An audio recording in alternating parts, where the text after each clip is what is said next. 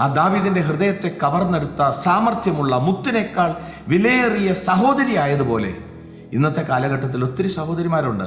എല്ലാ സഹോദരിമാരെയല്ല പറയുന്നത്. കുടുംബങ്ങളെ പണിയേണ്ട സ്ഥാനത്ത് കുടുംബങ്ങളെ പൊളിച്ചു കളയുന്ന സഹോദരിമാരുണ്ട്.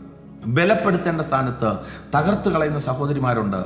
ലോകം പോലും അങ്ങനെ ആയിപ്പോയി. നമ്മൾ നോക്കിയേ, ഇന്ന് ലോകത്തിൽ ഒത്തിരി സ്വാതന്ത്ര്യം കൊടുത്തിട്ട് സ്ത്രീകളുടെയൊക്കെ ജീവിതത്തിനകത്ത് സാമർഥ്യത്തിന് പകരം അഹങ്കാരം വന്നിട്ട് ഒത്തിരി കുടുംബങ്ങൾ തകർന്നു പോകുന്നത് നമുക്ക് കാണാൻ പറ്റും.